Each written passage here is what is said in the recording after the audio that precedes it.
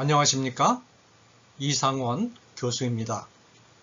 예고해 드린 것처럼 오늘부터 평신도를 위한 조직신학 강의를 시작하겠습니다.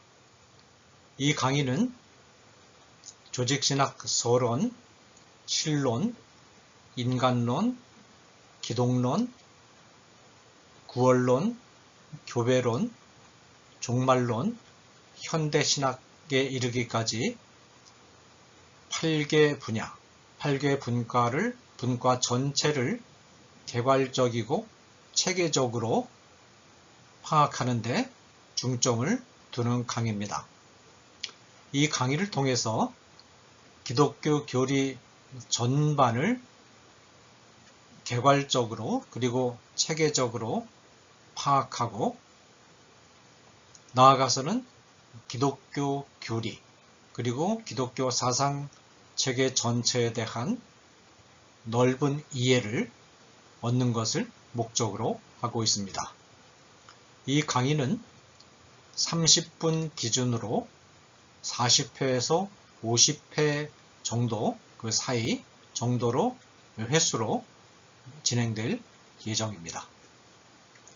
오늘은 조직신학 서론 강의를 진행을 하는데 조직신학 서론 강의는 4회에서 5회 정도, 이 횟수는 약간의 변동이 있을 수 있지만 대체로 이 횟수를 지키도록 하겠습니다. 4회에서 5회 정도로 나누어서 조직신학 서론 전체를 개관하는 시간을 갖겠습니다. 첫 시간 오늘은 4개의 소주제를 다루게 되는데 첫째로 신학은 학문인가 하는 문제, 둘째로 신학은 규범적인 학문이다 라는 주제, 셋째로 하나님에 관한 정보는 어디서 왔는가 하는 문제, 네 번째로 신학의 분과들에는 어떤 것들이 있는가 하는 이 4가지 소주제를 다루도록 하겠습니다. 먼저 신학은 학문인가 라는 문제를 함께 살펴보도록 하겠습니다. 신학은 영어로 theology라고 하는데 theology라는 단어는 테오스라는 헬라어 그리고 로고스라는 헬라어의 합성어입니다. 테오스는 잘 아시는 것처럼 하나님을 뜻하죠. 로고스는 논리적인 서술을 뜻합니다. 따라서 theology는 하나님에 관한 논리적인 서술, 조금 더 정확하게 풀어서 말한다면 하나님에 관한 정보를 체계적으로 정리하고 서술한 학문이다. 그렇게 정의할 수 있습니다. 여기서 신학이 과연 학문으로서 성립하는가 하는 문제가 제기가 되는데 학문에는 2가지 유형이 있습니다.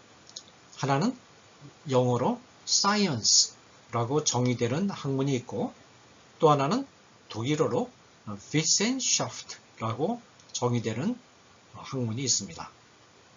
이 2 단어를 우리말로 번역하지 않고 그대로 원문으로 쓰는 이유는 우리말로 정확하게 번역하기가 쉽지 않은 그런 의미를 담고 있기 때문입니다. 사이언스는 기본적인 의미가 관찰과 실험을 통해서 얻은 정보를 체계화한 것이다 라는 의미를 갖고 있습니다. 통상적으로 말하는 자연과학이 이 사이언스의 주류를 형성하고 있죠. 이런 의미에서 보면 신학은 사이언스가 아닙니다. 학문이 아닙니다. 예를 들어서 영이신 하나님을 관찰할 수가 있을까요? 실험할 수가 있을까요? 그것은 불가능합니다. 물론 하나님이 활동하신 자취들을 추적은 해볼 수 있지만 하나님 자신의 실제를 관찰하거나 그리고 실험을 해본다는 것은 불가능합니다. 세상이 말씀으로 창조되었다는 신학적 진술, 세상이 말씀으로 창조되었다는 것은 관찰이 불가능합니다. 또 실험도 불가능합니다.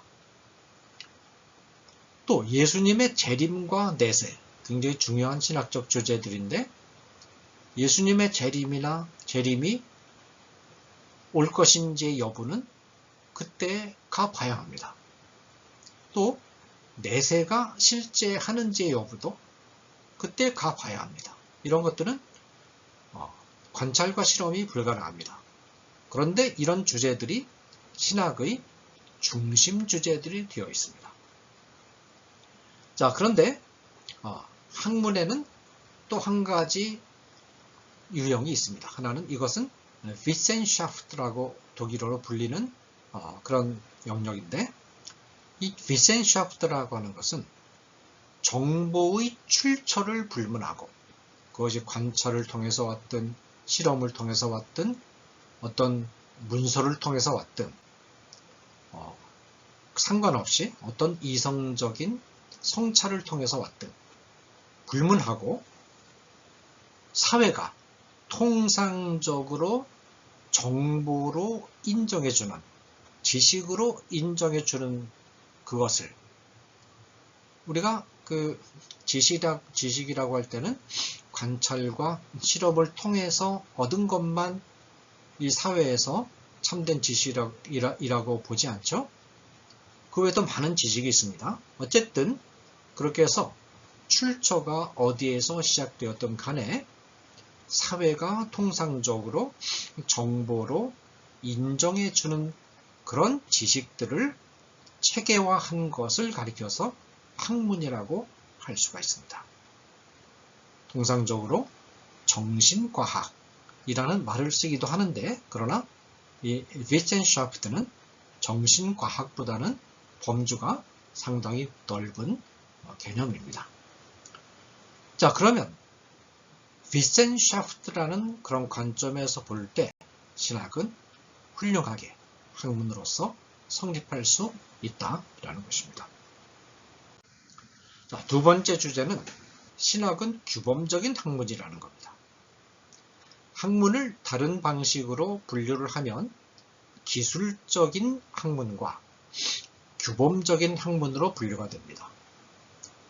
기술적인 학문, descriptive statement.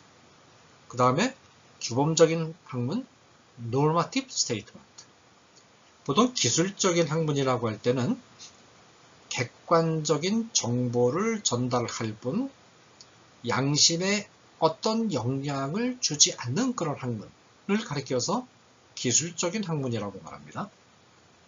예를 들어서 지구는 자전한다라는 천문학적인 진술이 있죠.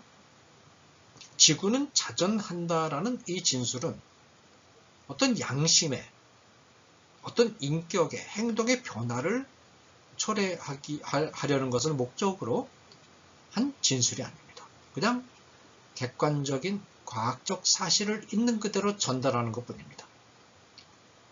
반면에 규범적 학문이라고 하는 것은 뭐냐면 객관적인 정보를 전달할 뿐만 아니라 양심과 인격의 변화를 주어서 생각과 행동의 변화를 도모하는 학문을 가리켜서 규범적인 학문이라고 합니다. 신학은 규범적인 학문이라는 겁니다. 예를 들어서 어떤 학생이 시험장에서 부정행위를 하고 있습니다. 그때 시험 감독관이 그 학생 옆을 지나가면서 하나님은 편재하신다라는 신학적 진술을 말합니다. 편재한다는 것은 어느 곳에나 계신다는 뜻입니다. 자, 하나님은 편재하신다는 진술은 이 학생에 대해서 말하는 게 전혀 없습니다. 그냥 하나님에 관한 객관적인 진술입니다. 그런데 이 진술을 들을 때 이 학생이 양심에 아무런 찔림이 없이 이 진술을 들을 수 있을까요? 그렇지 않습니다.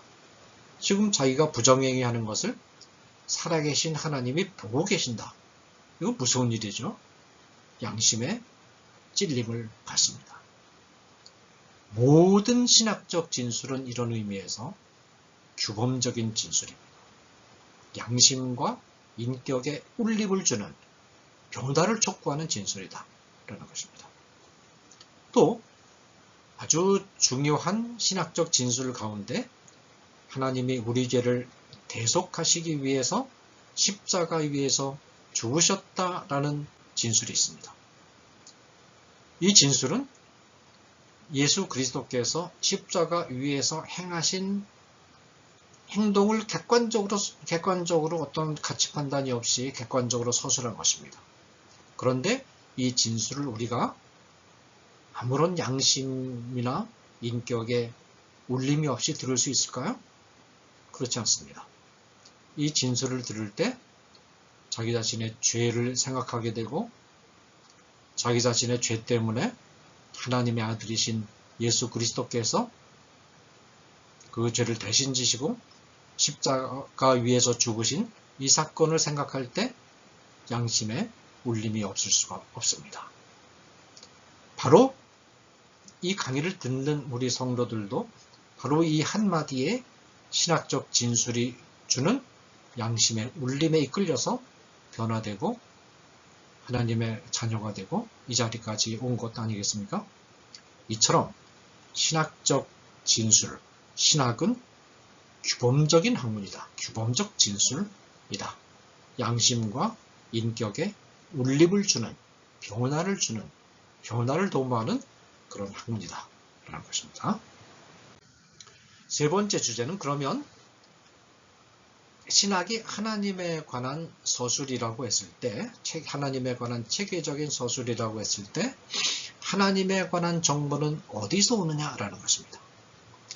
이 질문에 대해서 개혁진학은 하나님에 관한 정보의 제1원천 주자료는 신구약 성경이며 제2원천 보조자료는 자연, 이성, 역사, 경험, 교회의 신조, 성령의 내적 조명이다. 그렇게 답변합니다. 제2원천은 제1원천의 비판적 조명 아래에서 사용되어야 된다. 여기서 이제 성령의 내적 조명은 사실은 굉장히 중요한 비중을 차지하고 있는 것이기 때문에 편의상 여기서 이제 그 학문을 다룰 때 여기 집어넣었지만 그러나 뒤에서 내적 조명을 하나님의 말씀과 같은 비중으로 다시 별도의 주제로 이제 다루게 됩니다. 자, 이 말의 의미를 설명을 드리겠습니다. 로마서 1장 19절에서 20절을 보면 하나님이 인간의 마음속에 하나님을 알만한 것을 두셨다. 그렇게 말하고 있습니다.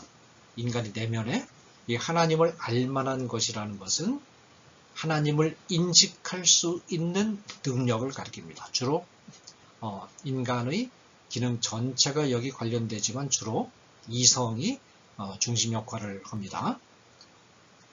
이성을 통해서 인간에게 주어진 정신 기능을 통해서 하나님을 인식할 수 있는 능력을 하나님께서 인간의 마음속에 두셨다는 것입니다. 그리고 인간 내면에는 하나님을 인식할 수 있는 능력을 두시고 인간 외면에는 만물 안에는 하나님의 영원하신 능력과 신성을 두셨다. 자연이라든지 역사라든지 문화라든지 경험이라든지 이런 만물 안에 하나님의 영원하신 능력과 신성의 증거들을 두셔서 이 세계에 하나님이라는 창조주가 실제하고 하나님이라는 창조주가 이 세계를 창조하셨음을 만드셨음을 드러내셨다라고 말합니다. 이것이 중요한 신학적 정보죠.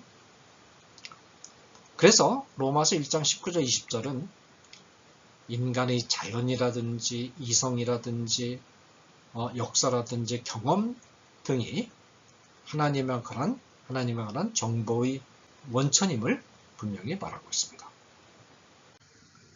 자, 그런데 문제가 생겼습니다. 아담과 하와가 타락하기 전에는 인간의 이성이나 자연이나 역사나 경험이 완전했기 때문에 이런 것 안에 나타난 신인식 능력이나 창조자 하나님의 실제의 증거들만 가지고도 하나님과의 교제라든지 또 하나님의 자녀로서 살아가는데 문제가 없었다는 것입니다. 그런데 아담과 하와가 타락함으로 말미암아 인간의 내면에 있는 신인식 능력도 심각하게 손상되었고 자연이나 역사나 경험에 나타난 하나님의 살아계심의 증거들도 심각하게 손상되었다는 것입니다. 그래서 불완전해졌다는 겁니다. 만약에 손상되지 않았다면 내면적으로 성찰하고 그리고 말하자면 이 만물을 관찰할 때 창조자 하나님이 실제하시고 그리고 그 창조자 하나님이 이 실제하는 세계를 창조하셨다는 사실을 분명하게 인식할 수 있는데 인간의 타락으로 말미암아 이 모든 것들이 부패되고 손상되었기 때문에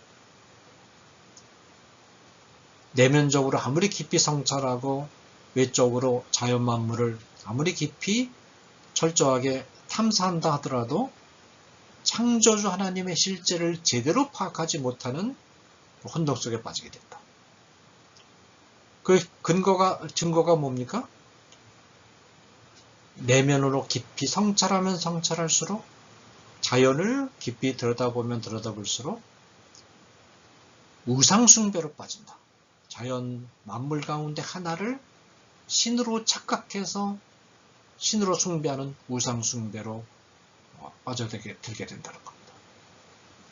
자, 게다가 이 창조주 하나님의 실제에 대한 인식이 이와 같이 인식에 문제가 생겼을 뿐만 아니라 하나님에 관한 핵심적인 두 가지 정보를 자연에 관한 성찰이나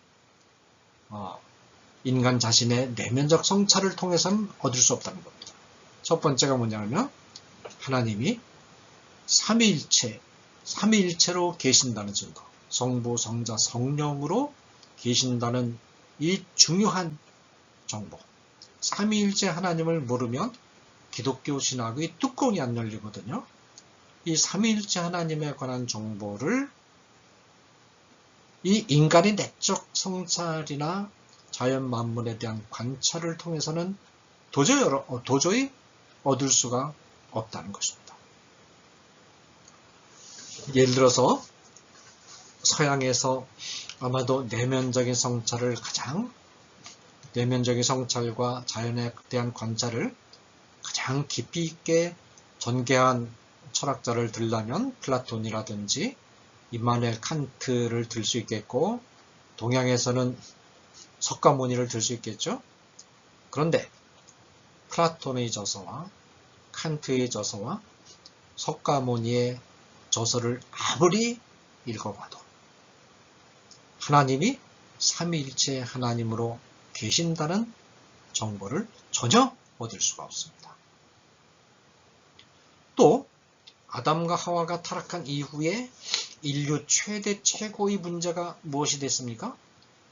죄와 사망에 사로잡힌 것이 인류 최대의 문제가 됐다. 따라서 인류 최고의 문제는 어떻게 하면 죄와 사망의 세력으로부터 해방될 수 있느냐라는 것이 됐죠. 이 질문에 대해서 바른 해방의 길은 무엇입니까? 예수 그리스도의 십자가상의 구속사건입니다. 그런데 아무리 깊이 내면적인 성찰을 해보아도 이 자연 만물을, 역사를, 경험을 아무리 철저하게 통찰을, 관찰을 해보아도 그것으로부터 이 구원의 길이, 죄와 사망이라는 가장 근원적인 종교적 질문에 대한 대답, 즉 구원의 길이 예수 그리스도의 십자가상의 구속사건이라는 깨달음이 전혀 그림자조차도 발견될 수 없습니다. 자, 그러면 창조주 하나님의 실제에 대한 지식도 극히 불완전해가지고 그냥 우상숭배로 다 빠져버리고, 삼위일체 하나님에 관한 지식은 그림자도 발견하지 못하고, 십자가 사건에 대한 지식도 그림자도 발견하지 못하는 그런 정도의 정보를 가지고 신학체계를 세울 수가 있겠습니까? 따라서 하나님은 창조주 하나님의 실제에 대한 보다 완전한 정보와 삼위일체 하나님과 십자가의 구원의 길에 대한 정보를 제공하기 위해서 죄에 오염되지 않은 신구약 성경을 주셨다는 것입니다. 교회의 가르침이나 교회의 전통이나 교회 신조나 신경 등도 하나님에 관한 정보를 제공하고는 있지만 성경에 의해서 시험받고 평가받고 감독을 받아야 됩니다. 왜냐하면 이와 같은 모든 것들이 죄에 물든, 죄에 손상된 인간이 관여한 작품들이기 때문에 성령의 내적 조명도 하나님에 관한 정보를 제공하고 있지만은 성령이 제공하는 정보는 성도 개인의 상황에 맞게 세팅된 정보이기 때문에 섣부르게 일반화시키지 않도록 주의할 필요가 있습니다. 결론적으로 정리하면 신학은 신구약 성경을 하나님에 관한 정보의 제1원천으로 삼고 인간의 이성을 중심으로 한 정신 기능들, 자연, 역사, 경험, 성령의 내적 조명을 통해 얻은 정보를 제2원천으로 삼되 제2원천의 정보들을 제1원천에서 얻은 정보를 통해서 비판적으로 검토해서 받아들여서 하나님에 관한 지식을 체계적으로 서술하는 학문이다. 그렇게 신학을 정의할 수가 있습니다. 자, 그 다음에 또 한 가지 살펴볼 주제는 그러면 신학의 분과들에는 어떤 것들이 있느냐 하는 것입니다. 신학의 첫 번째 작업은 히브리어와 헬라어로 기록된 성경을 번역하고 성경이 기록된 당시의 정확을 연구하고 그 안에서 본문의 의미를 해석하는 것이 되겠죠. 신구약 성경에 대한 연구. 이 작업을 하는 분과가 구약신학, 그 다음에 신약신학입니다. 이렇게 해서 성경 본문에 대한 의미 파악이 끝나면 이제 성경의 주제들이 눈에 들어오겠죠. 다양한 주제들이 요한계시록 창세기부터 요한계시록에 이르기까지 발전되어 옵니다. 그 과정을 추적해서 정리할 필요가 있습니다. 이 작업을 가리켜서 성경신학이라고 합니다. Biblical Theology. 예를 들면 언약이 창세기부터 요한계시록까지 어떻게 발전되어 왔는가를 추적하는 그 신학이 성경신학이 가장 중요한 주제 가운데 하나인데 그것을 가리켜서 예를 들면 언약신학이다. The Covenant Theology다. 그렇게 말합니다. 언약이라고 하는 것은 하나님이 인간에게 찾아오셔서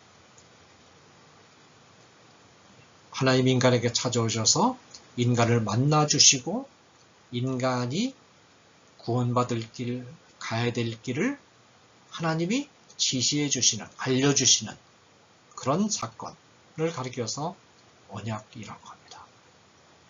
아담 언약, 그 다음에 노아 언약, 아브라함 언약, 이삭 언약, 야곱 언약.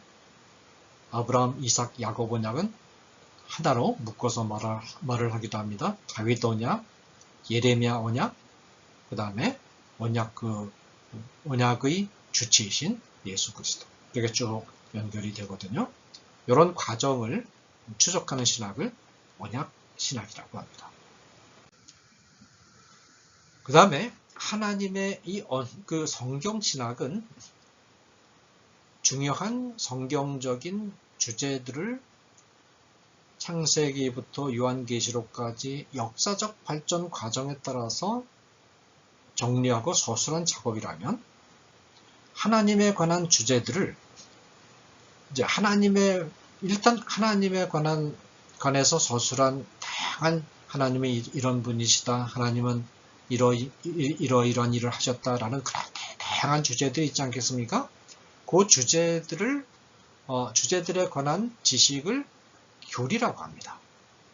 하나님이 어떤 분이시냐, 하나님이 어떤 일을 하셨느냐, 하나님의 본성과 사역에 관한 많은 성경이 말하고 있는 정보들을 체계적으로 정리한 그 진술들을 교리라고 하는데, 그런데 이 교리들 가운데에서는 교리들이 굉장히 많은데 교리들 가운데서는 신자들의 신앙생활과 교회생활에 필요 없는 것들이 많이 있습니다. 그리고 꼭 필요한 것들이 있습니다. 그래서 이 교리들 가운데 신자들의 신앙생활이나 교회생활에 꼭 필요한 것으로 교회가 공식으로 인정한 것들을 가리켜서 교의, 도그마라고 합니다. 자, 교리는 굉장히 넓은 개념이고, 교리 가운데는 신자들의 생활에 필요한 것도 있고 별 필요하지 않은 것들도 있습니다. 그냥 성경을 읽을 때 독자의 호기심을 만족시켜 주긴 하지만, 재미있긴 하지만 신자의 신앙생활에 결정적으로 필요한 것은 아닌 그런 내용들이 있거든요. 그래서 그런 내용들을 교회가, 신학자와 교육자들이 다 모여서 하는 회의를 통해서 교회가 이것은 신자의 신앙생활에 반드시 필요한 거니까 반드시 정리하고 체계화시켜서 가르쳐야 된다 라고 합의한 것들, 그런 것들을 가리켜서 교의라고 합니다. 교리와 교의.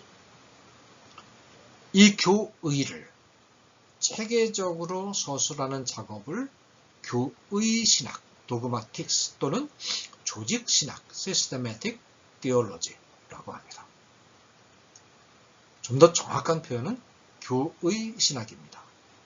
그런데 일반적으로 조직신학이라는 용어를 많이 사용하기 때문에 어쩔 수 없이 이 강의에서도 이 조직신학이라는 용어를 사용하긴 했는데, 그러나 조직신학보다는 교의신학이라는 말이 더 어울립니다. 왜냐하면 앞에 이제 언약신학이라든지 또 성경신학, 또 구약신학, 신약신학, 앞으로 이제 여러 가지 분과들이 계속 나오지 않습니까? 이런 것들도 다 학문이라는 것 자체가 조직적으로 서술하는 것 아니겠습니까? 그러니까 조직신학이라고 할 때는 굉장히 광의로 사용하게 되면 모든 신학 분과가 다 여기 포함될 수도 있습니다. 그러나 이제 협의의 조직신학이라고 할 때는 교의 신학을 가리킨다, 그렇게 보시면 되겠습니다. 그 다음에 이제 교의를, 신자들은 믿음이 있는 자들이니까 하나님이 어떤 분이신가, 하나님이 어떤 일을 하셨는가를 쭉 얘기를 하면 믿음으로 다 받아들이죠. 구태여 왜 그런지 많은 설명을 안 해도 됩니다. 그렇지만 교의를 불신자들을 상대로, 불신자들은 믿음이 없는 자들이죠. 불신자들을 상대로, 불신자들이 어떻게 공격합니까? 그런 교리들은 논리적으로 맞지 않는다. 논리적으로 말이 안 된다. 이성적으로 말이 안 되고 경험적으로도 말이 안 된다. 그렇게 항의를 하죠. 거기 대응해서 아니다. 교의도 논리적이다. 논리적으로 따져도 흠이 없다. 경험적으로 보거나 또 이렇게 봐도 얼마든지 타당하다. 라는 것을 변호하는 일이 필요합니다. 그래서 이런 작업을 변증학이다. 그렇게 말합니다. 우리가 조직신학은 교의를 내용을 그냥 충실하게 독자들이 믿음을 가지고 받아들이는다는 것을 전제로 해서 아무런 부담 없이 쫙 서술해 나가는 서술법을 가리키고, 변증학은 독자가 자꾸 의심하니까, 자꾸 비논리적이고 비합리적이라고 말하니까 그게 아니다 라고 하면서 변호하는 그런 쪽으로 서술하는 작업을 가리켜서 변증학이라고 합니다. 자, 그 다음에 이제 그 구원받은 신자들은 그러면 이 세상에서 살아갈 때 어떻게 살아야 되느냐를 또 가르쳐야 되겠죠. 구원받은 신자들이 어떻게 살아야 되느냐, 구원받은 신자들의 삶의 모습과 삶의 체계는 어떤 것이냐를 학문적으로 서술하는 작업을 가리켜서 기독교 윤리학이라고 합니다.